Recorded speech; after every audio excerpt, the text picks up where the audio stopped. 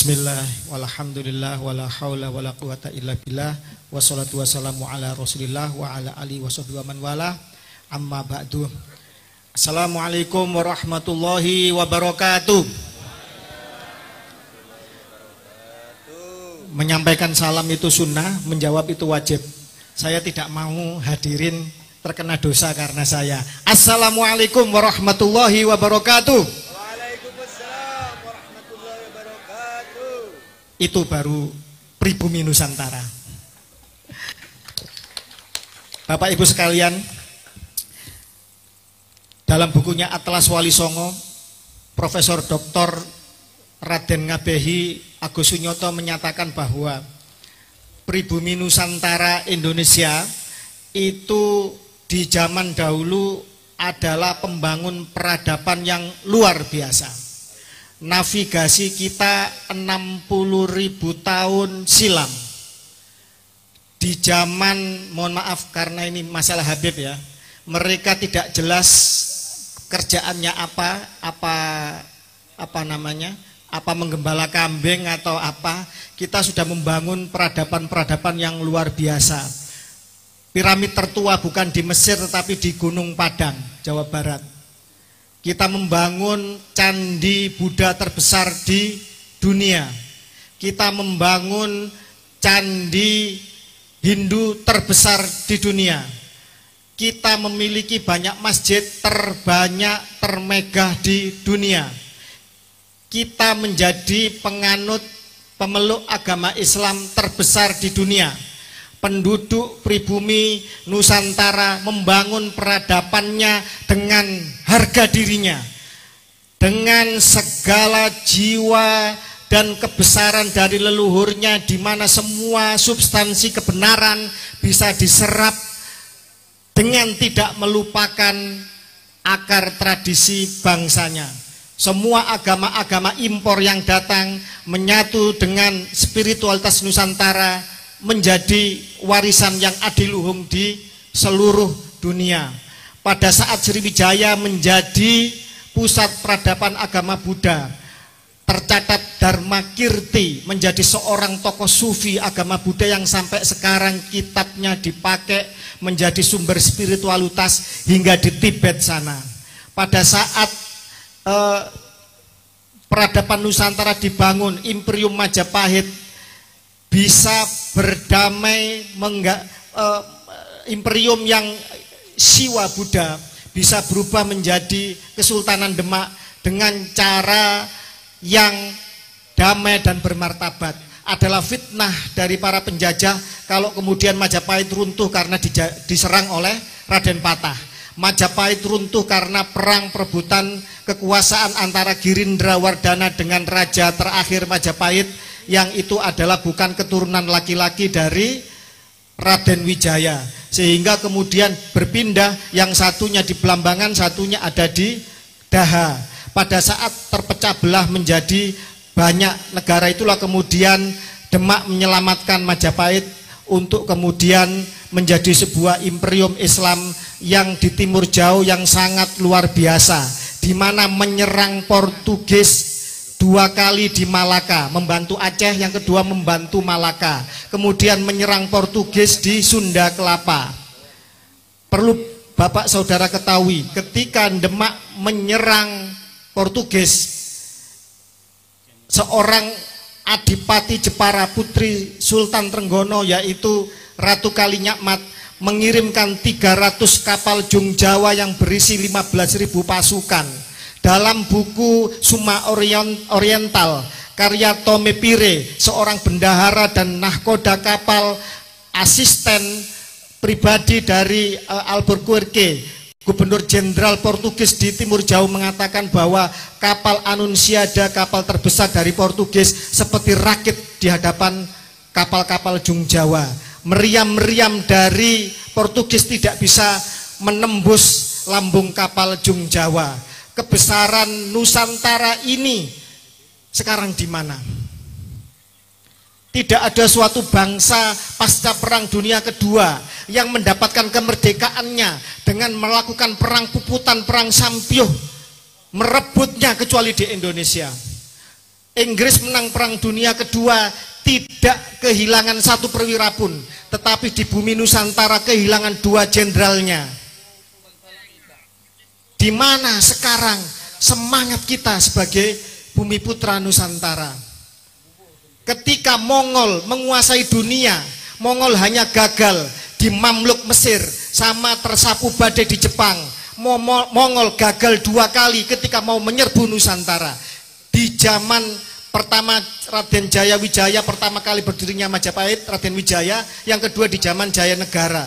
Bahkan sebelum era sebelumnya, Raja terakhir Demak ketika diancam Mongol, diiris telinganya sama Raja Kertanegara.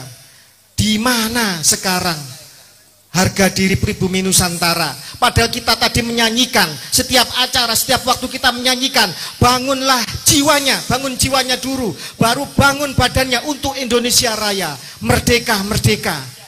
Di mana jiwa kita sekarang ini? Bapak Ibu Saudara, saya akan menceritakan sebuah kisah. Ada sebuah hutan, ini dongeng ya. Ada sebuah hutan. Hutan itu dihuni oleh kawanan kambing. Kemudian datanglah sekelompok serigala, dan serigala ini sering membunuhi kambing-kambing itu. Kemudian kambing ini berunding untuk kemudian mengirimkan duta, hei serigala, janganlah engkau berlaku jahat kepada kami, kamu memakan saudara-saudara kami. Tapi apa? Duta yang dikirim itu malah dimakan sama serigala. Bagi kambing jahat enggak? Serigala itu jahat. Tapi bagi serigala, wajar nggak dia makan kambing? Wajar. Kenapa kok wajar? Karena susunan DNA genetik antara kambing dan serigala tidak sama. Kambing susunan genetiknya tidak mau makan daging tetapi makan rumput. Tetapi serigala susunan genetiknya itu dirakit oleh Tuhan untuk menjadi hewan karnivor, hewan memakan daging. Jadi begitu juga manusia. Apakah ini menyalahi suatu riwayat bahwa setiap manusia itu diciptakan menjadi baik? Iya, benar. Setiap manusia ketika bayi itu menjadi seperti kain yang putih. Orang tuanya lah, lingkungan lah, pendidikan lah yang membuat kain yang putih itu, kertas putih itu menjadi berwarna apa. Tetapi ingat, ada susunan genetik yang ini akan mempengaruhi seseorang itu akan punya sifat apa. Contoh, kita mencarikan calon menantu saja, jangan sama dia. Kenapa? Itu bapaknya suka kawin. Nanti anak kita di poligami. Contoh. Ini enggak menyindir. Enggak menyindir yang lain. Jadi begitu. Jadi cerita tadi itu poin pertama yang bisa kita tangkap bahwa ada organisme atau ada individual atau ada suatu rumpun bangsa yang ini memang memiliki karakteristik tertentu, non sewu, susunan genetik tertentu pada kromosom tertentu. Yang ini gen mata, ini bisa susunan DNA-nya bisa membuat mata sipit, mata lebar, mata kornea berwarna hitam, mata berwarna biru. Susunan DNA ini bisa mempengaruhi fisik. Pertanyaannya, mungkin tidak mempengaruhi jiwa atau kepribadian seseorang? Sangat mungkin. Kenapa? Karena yang berbicara adalah ilmu pengetahuan, yang berbicara adalah penelitian. Gen jahat ini pernah diangkat oleh seorang profesor namanya Gerhard Roth di Jerman, di Bremen. Dia melakukan penelitian atas inisiasi atas biaya dari pemerintah Jerman untuk menyelidiki apakah ada gen jahat pada manusia. Sumber dari objek penelitiannya adalah para kriminal napi kelas berat di Jerman. Dalam suatu ruangan khusus diukur gelombang otaknya dengan disinari sinar X, kemudian dilihat bahwa mereka-mereka ini diputar film yang brutal, yang sadistis, pembantaian atau apa. Seharusnya ada gelombang otak itu akan gelombang tempat otak kasih sayang itu sudah terdeteksi, ilmuwan sudah paham itu. Bukan urusan kita, urusan ilmuwan, urusan ahli otak, ahli saraf, neurologi. Itu harusnya berpendar untuk orang itu jijik atau muak atau memalingkan mukanya.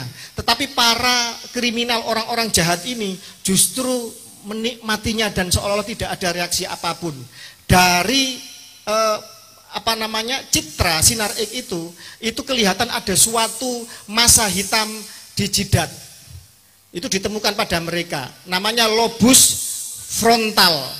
Jadi di lobus frontal depan jidat ini itu ada semacam citra hitam. Dan Rasulullah sebenarnya sudah mengatakan ini 14 abad yang silam dalam mensifati orang-orang Khawarij yang katanya jidatnya hitam. Apakah itu konotatif atau makna denotatif? Silakan diartikan sendiri. Demikian juga Dajjal yang katanya ada citra hitam bertuliskan kaf, fa, dan ro. Jadi Rasulullah sudah menemukan itu, menyampaikan itu 14 abad yang silam sebelum Profesor Dr. Gerhard Roth dari Jerman itu memberikan ulasannya. Manusia bisa menjadi jahat karena lingkungan, karena mental terganggu, dan karena psikopat murni. Psikopat murni artinya ada individual yang memang diciptakan dia menjadi orang jahat. Dan ini banyak di dalam ilmu psikologi ada semacam adagium. Sangat mungkin Tuhan menciptakan manusia dilahirkan untuk menjadi jahat. Seperti serigala tadi. Bagi serigala merobek-robek, memakan daging kambing adalah kesenangan bagi dirinya. Bagi seorang psikopat juga sama. Ketika dia membunuh itu adalah hiburan bagi dirinya. Ada psikopat yang suka ngintip perempuan mandi, atau suka kleptomania, suka mengutil atau mencuri. Ini adalah gangguan kejiwaan. Bisa dari lingkungan, bisa dari traumatik, bisa dari susunan DNA-nya. Dan ini sangat mungkin terjadi. Kemudian kita akan mengangkat tentang gen jahat lagi, bahwa Profesor Michael Pollan dari Universitas Buffalo, New York itu meneliti 700 orang dari napi itu. Kemudian Dr. Meiri Levitt, namanya Levitt berarti orang apa? Yahudi Ashkenazi, Yahudi bule, nah, gitu. Beliau juga meneliti dari genetika umum pria Kaukasia. Catat, Kaukasia. Nanti kita ulas Kaukasia itu apa. Pada varian alel gen MAOA atau monoamine oksidase A. Ketika aktivitas gen ini itu rendah MAOA-nya, maka seseorang lebih mungkin untuk menjadi seorang yang jahat. Jadi artinya seseorang jahat atau tidak itu juga bisa dipengaruhi oleh susunan genetiknya atau sifat rasnya. Baik, saudara-saudara sekalian, kita akan masuk ke dalam kajian yang lebih dalam. Bahwa keturunan Rasulullah Shallallahu Alaihi Wasallam, para ilmuwan itu sudah melakukan pemetaan banyak suku bangsa, banyak keturunan di seluruh dunia ini. Kita akan mengupas dua saja. Yang pertama adalah keturunan dari Nabi Ibrahim alaihi salatu wassalam. Nabi Ibrahim itu punya 3 istri. Dari 3 istri berarti punya 3 garis keturunan. Dari Sarah melahirkan Ismail, dari Ishak melahirkan nanti Bani Israel 12 suku putra Yakub, dari Keturah nanti melahirkan Madiani termasuk Nabi Syuaib kalau nggak salah. Dan itu kita akan bahas 2 saja. Dari Quraisy itu sudah ditemukan kode DNA-nya, yaitu semuanya dari Ibrahim ini ketika dites DNA keturunan-keturunan ini itu haplogrupnya harus J1. Nanti kita jelaskan. Ismail memiliki kode L859, sementara Ishak L860. Jadi bisa dipetakan leluhur kita itu. Nanti kita jelaskan tes DNA apa yang bisa presisi sampai Nabi Adam menentukan kita keturunan siapa. Sementara dari Quraisy itu nanti akan melahirkan Bani Hashim FGC 8703 dan Imam Ali FGC 10500. Kenapa dinamakan FGC 10500? Itu pengkodean ini urusannya pakar genetik. Tetapi bisa dijelaskan, DNA itu hanya terdiri dari 4 nukleotida, basa nukleotida, yaitu adenin, timin, sitosin, guanin. Di mana adenin akan pasangan dengan timin, sitosin akan pasangan dengan guanin. Pada Imam Ali, jadi keturunan dari Ahlul Bait Nabi, dari Hasan Husain, atau keturunan Ali yang lain yang bukan dari Fatimah, yaitu Sayyidina Abbas, itu sudah diketahui. Jadi gini, contohnya gini, dari keturunan Ali di tes DNA, nanti akan ketahuan titik TMRC-nya, time most recent ancestor, atau kakek yang sama. Di titik apa? Kode DNA-nya apa? Yaitu FGC 30416. Ini hanya ada di keturunan Husain. Di keturunan dari Hasan juga sama. Nanti ketemu di titik apa? Dari keturunan Ali, bukan Hasan Husain, itu juga diteliti. Sayyidina Abbas bin Ali bin Abi Thalib itu juga ada kode genetiknya, yaitu FGC 38790. Sementara Ali sendiri sebagai pancer pusat keturunan dari Ahlul Bait Nabi, terutama Hasan dan Husain, itu jadi gini, tes DNA itu ada 3 macam. Yang pertama meneliti garis ayah ibu atau parental. Jadi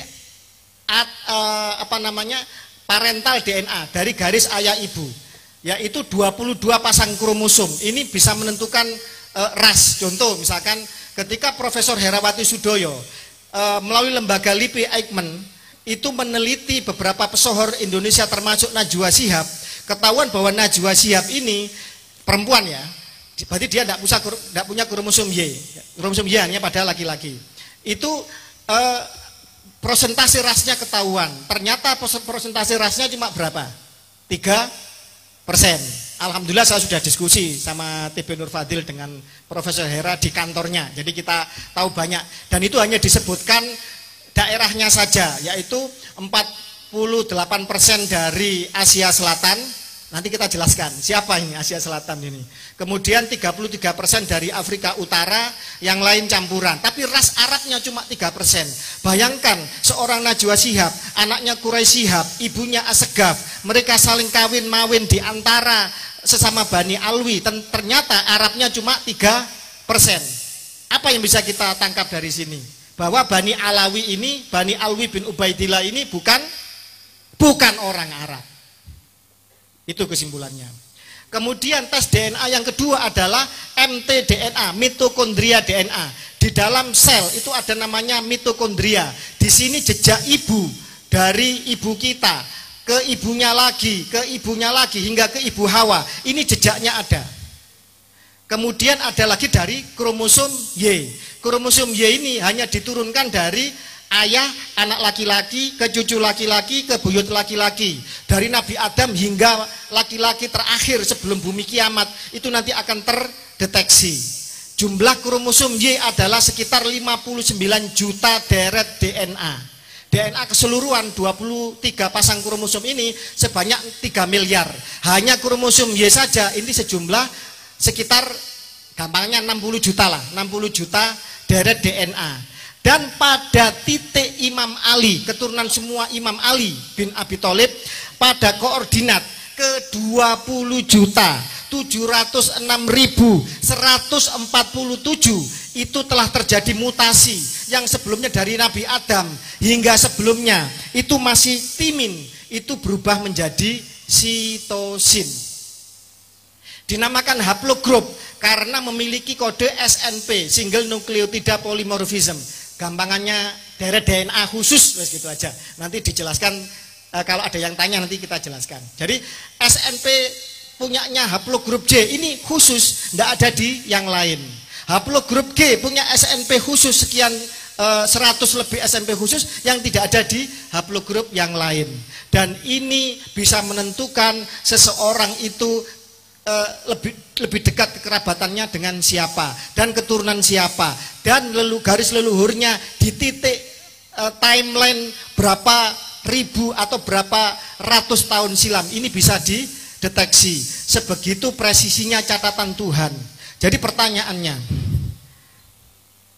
bagaimana dengan Mbak Alwi? Mbak Alwi ini jangankan haplogrup J yang orang Arab, mereka haplogrupnya adalah G.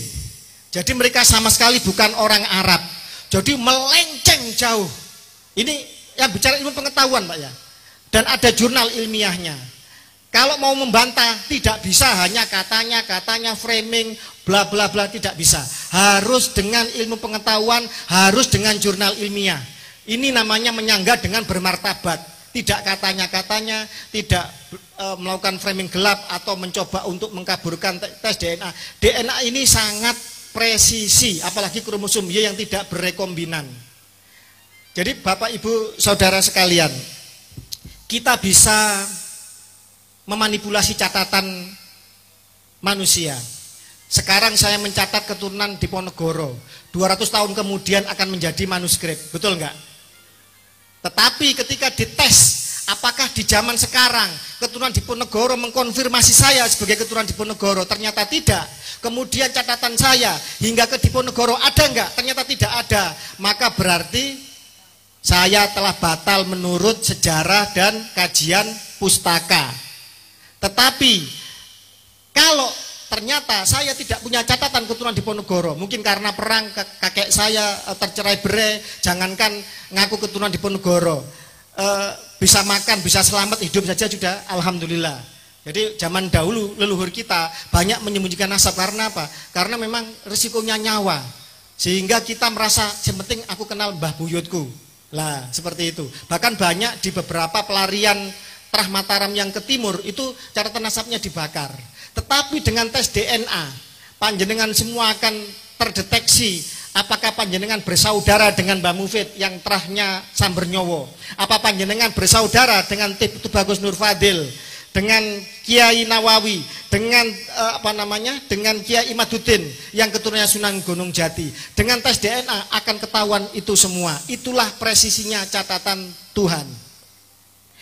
Pertanyaannya, apakah garis nasab jauh ini itu presisi? Baik, saya akan ungkap sebuah kisah. Yang kisah ini sekarang menjadi sempat heboh, sempat menjadi polemik 200 tahun dalam sejarah negara adidaya Amerika Serikat. Tetapi pada abad ini itu sudah terjawab semuanya, yaitu yang namanya Jefferson Heming kontroversi. Presiden ketiga Amerika Serikat Jefferson ini menjadi duda pada umur 39 tahun. Pada tahun 1782 dia menjadi duda. Kemudian pindah menjadi dubes Prancis tahun 1787. Kemudian istrinya meninggal kan. Kemudian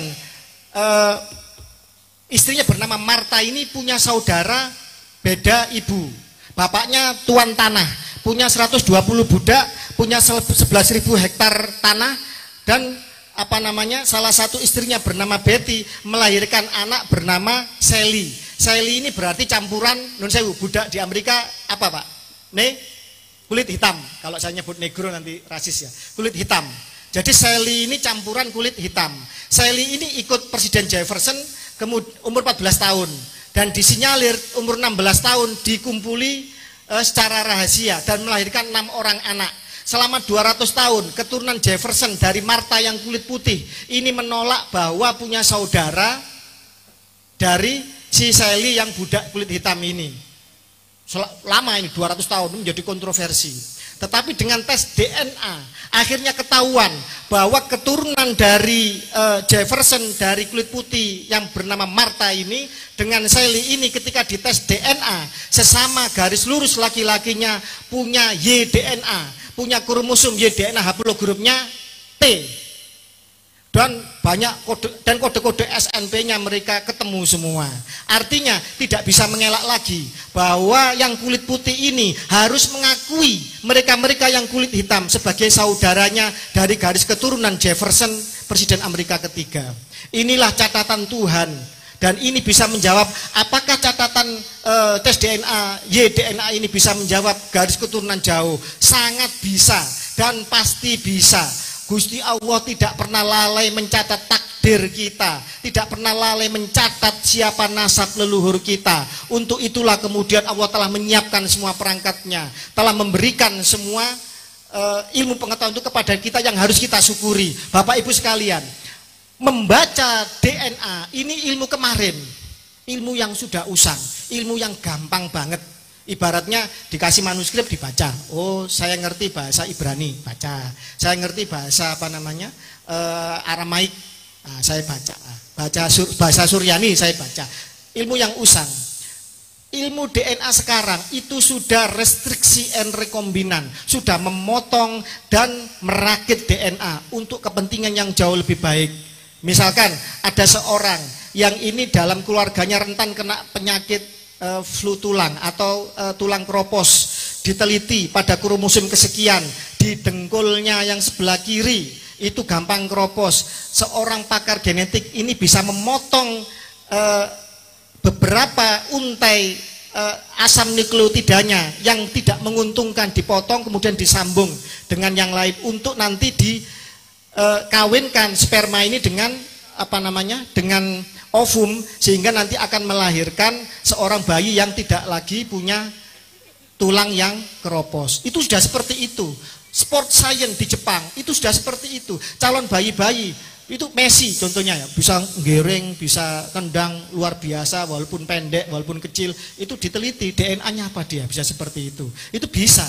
Bayi-bayi itu dirakit supaya seperti jadi Messi. Kalau pernah belajar filsafat, Nietzsche menyatakan Ubermensch atau Superman, itu bukan suatu khayalan. Bisa kita merakit bayi-bayi kita supaya bisa lebih baik. Nun sewu, saya pesek, istri saya pesek. Ketika kemudian mau membuat bayi tabung, dirakit supaya hidungnya bangir, dipotong untaian DNA-nya yang tidak menguntungkan, itu bisa supaya hidungnya bangir. Seperti siapa? Seperti tadi siapa? Ada Baraja tadi, Al Irsyad yang selalu didolimi Pak Alawi. Bisa, itu sangat bisa. Itulah ilmu pengetahuan sekarang. Jadi sangat bisa Bapak Ibu sekalian. Jadi kita sebagai sebuah entitas bangsa, di mana dulu orang asing itu menjadi warga negara kelas 5 di Nusantara ini. Jadi orang asing dulu di Indonesia ini, di Nusantara ini tidak boleh usaha tanpa mengajak orang pribumi, harus berbagi hasil dengan pribumi. Sekarang kita terkena namanya inferiority complex, yaitu perasaan rendah diri karena kelamaan dijajah. Mohon maaf, bangsa Mongol itu besar-besar. Kita bisa mengalahkan Mongol berarti orang Jawa dulu badannya besar, Pak. Tetapi karena stunting, terkena sekian lama konflik antar kerajaan, konflik kemudian dijajah, kita mengalami krisis gizi sehingga kita menjadi mengecil badan kita. Ini pernah ada tadi suatu kota di Belanda terkepung oleh Nazi Jerman selama 4 tahun saja, yang semula mereka tingginya 185 memendek menjadi 170-an. Ini kenyataan. Jepang dulu pasukan KT, tapi sekarang Jepang Kaoru Mitoma, pemain Brighton di Inggris itu 192. Karena apa? Jepang menggenjot makan ikan. Kita ikan yang bergizi diekspor, kita hanya makan ikan asin dan klotok. Nah ini harus segera dirubah nanti kebijaksanaan ini, supaya anak-anak kita, bangsa pribumi kita menjadi tidak saja sehat badannya, juga tangguh jiwanya, mempunyai spiritualitas, mempunyai mentalitas tinggi. Percuma badannya seperti Aderai, kalau dia mengalami perbudakan spiritual, dia akan tunduk di hadapan orang yang sebenarnya tidak pantas untuk menjadi majikannya. Apakah kita mau anak cucu kita itu seperti itu?